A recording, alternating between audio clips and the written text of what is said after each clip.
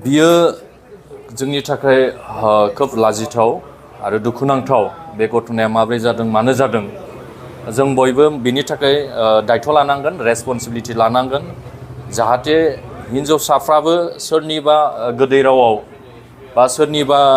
नंखाय बाथ्रायावहाय बिथांमोना गोजावनानै गुबुन मानसिफोरजों बा गुबुन हारिनि मानसिफोरजों असिनाखि मानसिफोरजों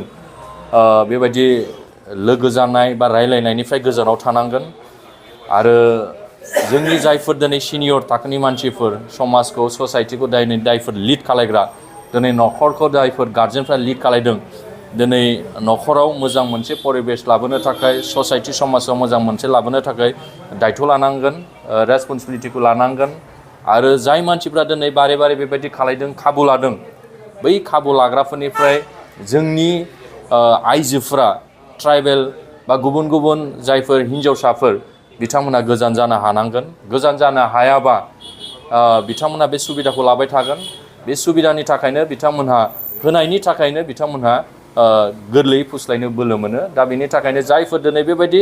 घटना खालायग्रा बिथांमोननि केरेक्टार्सआवनो ब्लाडआवनो दंखायो दा बेनि थाखायनो जाय मानसिफ्रा बेबायदि घटनाखौ खालायनो बा नाजायो बा फुस्लायो बिथांमोनहा जुदि फ्रन्टआव फैबायबा मोगथाङाव फैबायबा हमनो मोनबायबा जिहेतु मैयाबो घटना जाखांनायनि उनाव हमनो मोनबाय बिथांमोनखौ रायजोनि गेजेराव अपेनै फासि होनांगौ अब्लासो जाय मानसिफ्रा दिनै बेबायदि खालायदों लासै लासै गैया खालायगोन आरो जोंनि गुबुन गुबुन माहारियारि आफादनि बा गुबुन गुबुन संगठननि दैदेनगिरिफ्रा गावबागाव लेभेलाव मोनसे एवारनेस लाबोनांगोन आरो बेनि गेजेरजोंसो नङाबा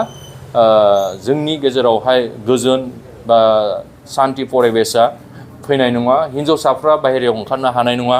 दायो फुजा मेलानि बोथोर जाबाय थादों फुजा जादोंहाय गोबां जायगायावहायनो लक्ष्मी फुजा जादों दा बे लक्ष्मी फुजायावहाय जोंनि आइजो हिन्जावसाफ्रा माने न'आव माने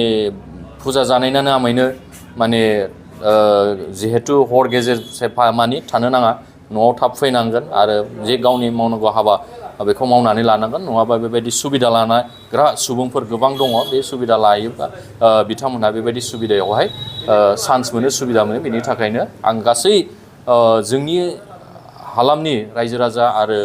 जाय माने ससाइटि समाजखौ दैदेनदों बिथांमोनखौबो रिकुवेस्ट खालायदों बयबो जाहाथे जों बयबो दायथ' लालायो आरो गाव गावनि सायाव मोनसे जोङो गोख्रों मोनसे फोथायना लानानै खामानि मावनो हायो अब्लानो जोङो बैफोरबादि माखासे जे रेप जानाय बा ड्राग्स निसा लानाय बायदि मुवानिफ्राय जोङो गोजान जानो हागोन नङाबा जोंखौ बेबायदि माखासे फुस्लायग्रा आरो जाय मानसिफ्रा दिनै सुबिदा लाग्रा बेफोर बिथांमोनहा जेब्लायबो फुस्लायनो थाखाय माने बरायनो थाखाय माखासे बेबायदि फुस्लायनानै खामानिखौ मावगोन হয় আমি জানিব পাৰিছোঁ যোৱাকালি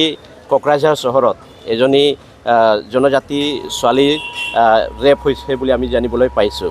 আৰু বিভিন্ন সময়ত আমি চাবলৈ পাইছোঁ যে এই ছোৱালীবিলাকৰ ওপৰত মানে জঘন্যভাৱে যে ৰেপ হৈ আছে সেইটো আমি সাধু অসম আদিবাসী ছাত্ৰ সন্থা আশা ফালৰ পৰা আমি গৰিহণা জনাইছোঁ আৰু জিলা প্ৰশাসনক অতি শীঘ্ৰে দোষী কাৰায়ত্ব কৰি উচিত শাস্তি বিহাৰ কাৰণে আমি আশা ফালৰ পৰা আমি দাবী জনাইছোঁ আৰু অনাগত দিনবোৰত যাতে এনেকৈ পাখণ্ডই যে এনেকুৱা ধৰণৰ ঘটনা যাতে সংঘটিত কৰিব নোৱাৰে তাৰ বাবে আমি জিলা প্ৰশাসনৰ ওচৰত দাবী জনাইছোঁ আৰু উচিত শাস্তিৰ আমি দাবী উত্থাপন কৰিছোঁ।